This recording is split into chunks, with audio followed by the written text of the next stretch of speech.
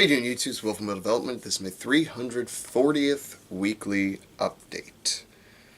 Boy, that number's getting pretty big, isn't it? Maybe I should do seasons or something. Season 2, Episode 4. I don't know. I think we're on Season 5 by now. Anyway. 340 weeks. That's a lot of weeks. I am quite tired. And quite worn out. This Friday evening. I went and trained with one of my friends over in over on the west coast of Florida, and he's actually competing in the 175s.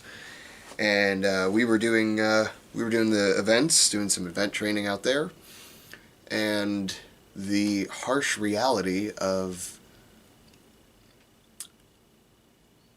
how weak I had actually gotten hit me when I was over there training, and I actually had to make a tough decision, but the decision's been made. I've already cleared it with the organizer.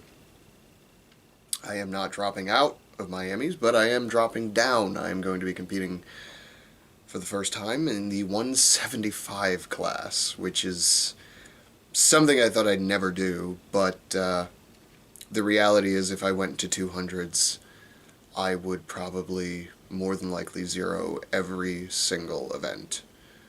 Period. No questions asked. The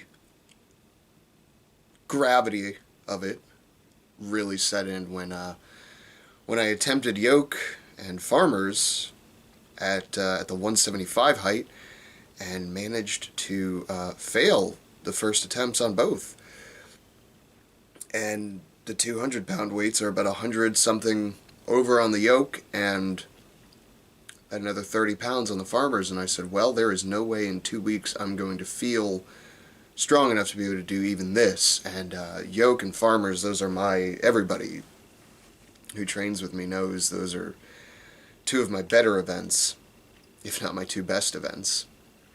So to be incapable of performing on those just in a training setting, I just took it as a sign. I said, you know what, I'm walking around to like 180. At the time I was like 186, 187.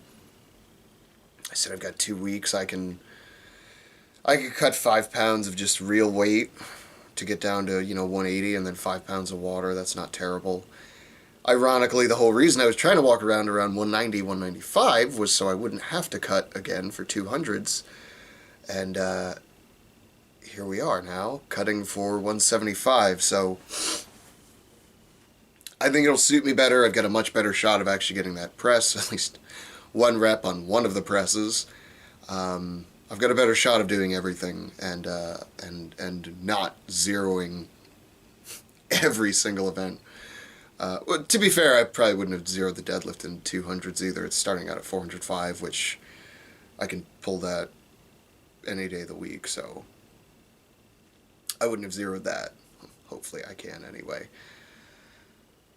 So yeah, that's the big news this week, which is I don't know how to feel about it. It's one of those kind of, it's a tough decision that had to be made. I don't, at this point in my experience, I don't personally see the point in going into the 200s, weighing in at like 185 and then zeroing everything. The reality is there are people that weigh 180 something that could probably compete in the 200s and do fine. Unfortunately, that's not me.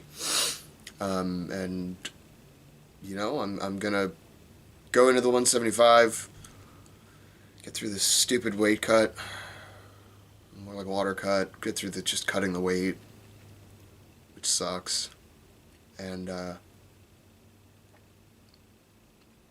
hopefully not be too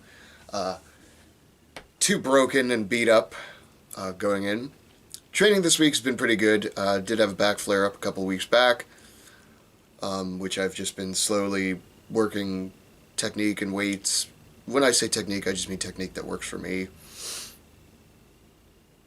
To keep me pain-free, a lot more bear squats, switched back to low bar just so I could keep squatting, and the pain seems to have gone away from just doing that. And the numbers even just throughout the week went up. Monday I was 225, was like, good God, this is heavy. And then this week I was able to do doubles at 265. So like the strength is there, it's just the pain that's holding me back.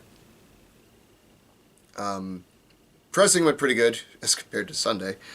Ended up doing like 95% of comp weight for like 5 singles. And that wasn't too bad, honestly. I failed the first one I tried, and then after I got it, it was nothing. It was just like boom, boom, boom, boom. Maybe like the third one was a grinder that I remember.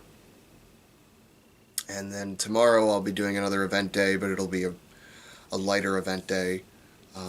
My friend's actually coming into town this time. And training out of the gym on Saturday, tomorrow. And I believe it'll be a lighter, like something like 85% comp day, which is good. I could use a mild deload. And then next week will be sort of an unscheduled training. Not that I won't have some semblance of a plan, but there won't be a very strict schedule. Basically, I'll be training Monday, Tuesday, and Wednesday. And then Thursday, I'll just take that completely off. Friday morning, we'll drive down. It's about 3 hours from here-ish, I think. Ugh. But I got to try to make the Monday weigh-ins, or the morning weigh-ins. I don't want to have to be trying to stuff food from 7 p.m. till 6 p.m. It's just not going to work for me. So I think weigh-ins in the morning are 7 to 9. So I'll have to make that work, which is fine. I can make that work. It just sucks having to get up that early and drive down, but got to do what I got to do. So haven't missed a weight cut yet, so I'm not going to start now. This is kind of the easy part, so they say. We'll see. My gum is dissolving. It's really gross. Anyway, sometimes you just have to face reality, and making a shift close to comp to face that reality, whether it's dropping out or going into a lower class, you just have to face those realities and make it happen. You know, do what's best for you and what you think is best in the situation. Which, in my case, I believe it's going down a weight class, and actually having a fighting chance. So that's what we're doing. So don't be afraid to do that. And if you are, then what's your excuse?